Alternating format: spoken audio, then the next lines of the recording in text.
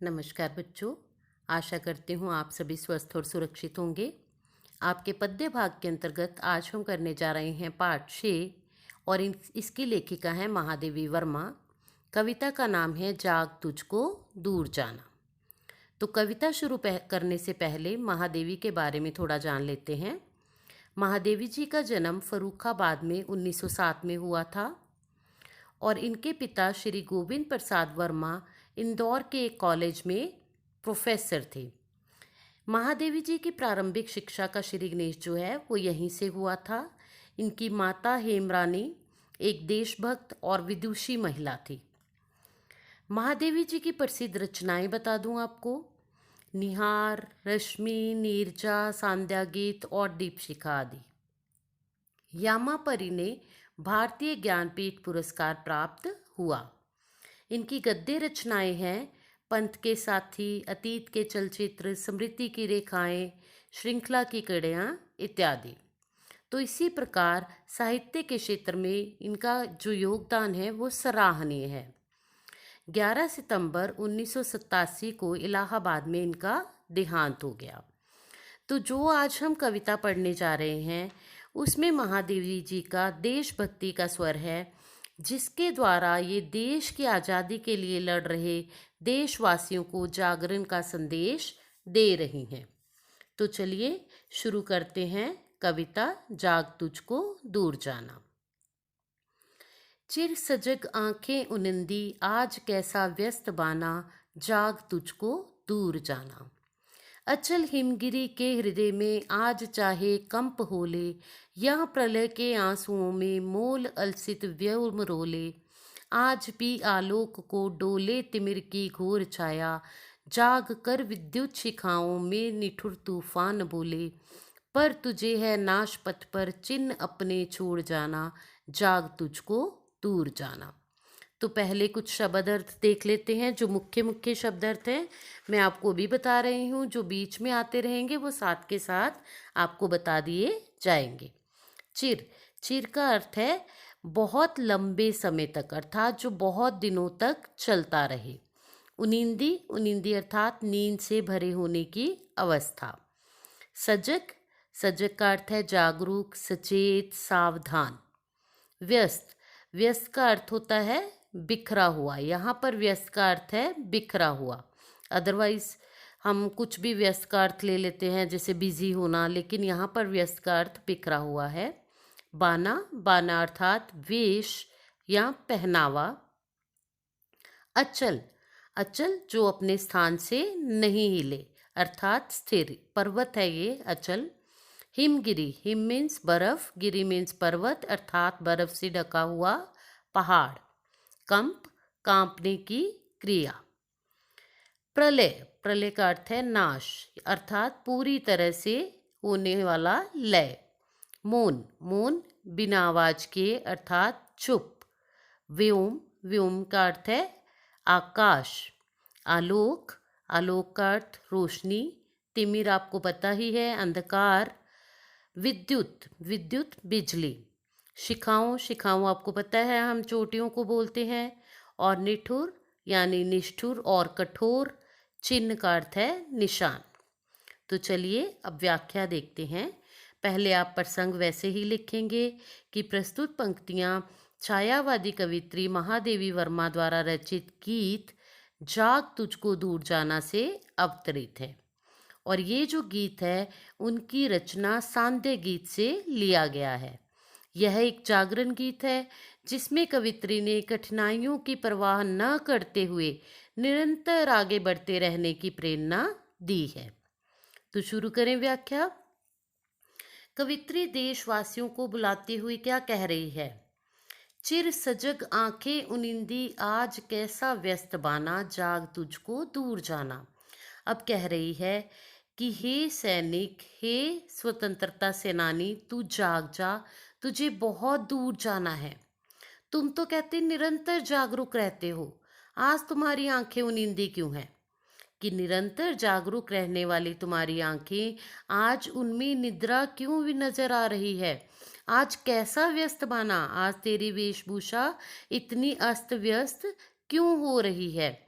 कि तेरा लक्ष्य तो अभी बहुत दूर है और मार्ग भी जो है वो लंबा है, तो तुझे इस रास्ते पर आगे बढ़ना है, इसलिए तू जाग जा, उठ जा।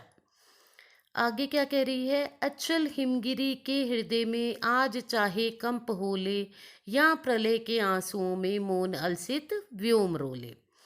कि ये जो अचल और दृढ़ हिमालय के कठोर हृदय में भले ही आज कंपन क्यों ना होने लगे, अर्थात जो मौन रहने वाला आकाश है वहां से प्रलयकारी आंसू क्यों ना बहने लगे, कि आकाश ही क्यों ना रोने लग पड़े, पर तुझे क्या करना है?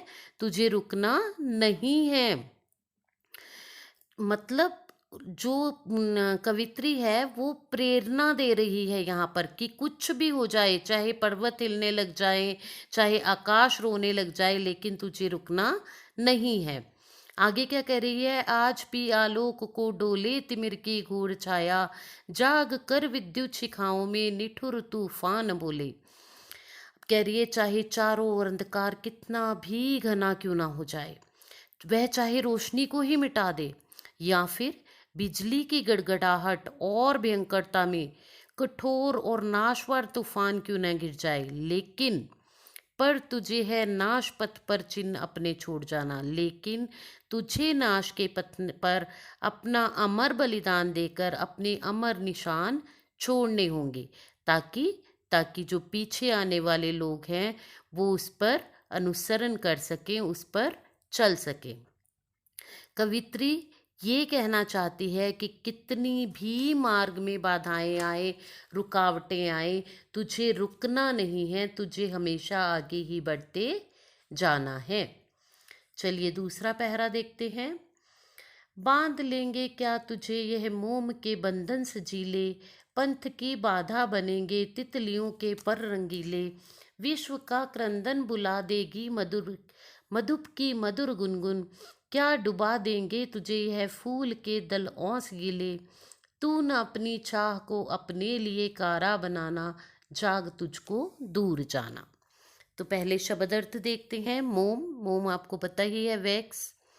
पंथ, रास्ता। बाधा, रुकावट। क्रंदन, रोना या विलाप करना।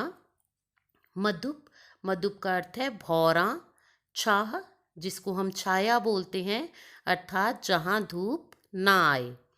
कारा, कारा का अर्थ है यहाँ पर जेल या कारागृह। तो शुरू करें। सरलार्थ, प्रसंग वैसे ही लिखेंगे। अब देखिए यहाँ पे कवित्री क्या कह रही है। वो उसके मार्ग में आने वाली बाधाओं और आकर्षणों के प्रति सचेत कर रही है कि क्या क्या आकर्षक उसे रोक सकते हैं, क्या क्या आकर्षण उसके मार्ग में बाधा बन सकते हैं।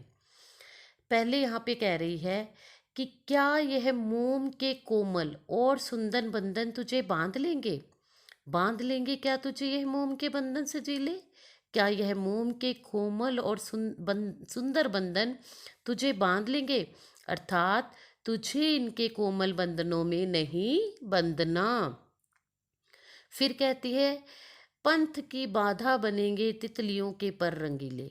अब यहाँ पर रंग बिरंगी तितलियाँ, अर्थात रंग बिरंगी तितलियाँ सुंदर युवतियों को कहा गया है कि सुंदर युवतियाँ जो हैं वो तेरे मार्ग में बाधा डालने का प्रयास करेंगी, लेकिन तुझे क्या करना है? उनके बहुरंगी पंख के चमक में नहीं आना। वो तेरे मार्ग में रुकावट बनेंगे, लेकिन तुझे उस रुकावट के चक्कर में नहीं पड़ना। अब क्या कह रही हैं? विश्व का कंदन बुला देगी मधुप की मधुर गुनगुन। कि जो भंवरों की मंद मंद गुनगुनाहट है वो चारों ओर गूंजती है, वो रोते चीखते हुए विश्व के रोदन को, रोने को भुला सकेंगी क्या? क्वेश्चन कर रही है वो उससे। क्या डुबो देंगे तुझे यह फूल के 10 साल के लिए? कहते क्या ये फूल के दलों पर पड़ी हुई ओस जो है वो तुझे डुबो देगी? अर्थात अगर कोई तेरे लिए रो रहा है या तुझे अपनी मोह माया के जाल में आकर्षित कर रहा है, क्या तू उन चक्करों में पड़ जाएगा? कहते तुझे इन चक्करों में नहीं पड़ना, तुझे किसी के आंसुओं से भी नहीं पिघलना, तुझे तो दृढ़ प्रतिज्ञा लेकर आगे बढ़ना है।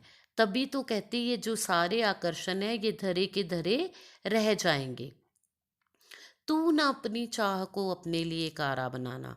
अब यहाँ पर कह रही है कि तुझे अपनी परछाई को, चाह यहाँ पर क्या है, परछाई, कि लक्ष्य को पाने के लिए अपनी ही परछाई को अपना बंधन मत बना लेना। यहाँ पर कवित्री कह रही है कि तुझे बहुत आगे जाना है, तुझे अपने लक्ष्य की प्राप्ति के लिए निरंतर जागरूक रहना है, केवल आगे बढ़ते जाना है, और यही तुझसे हमारी अपेक्षा है।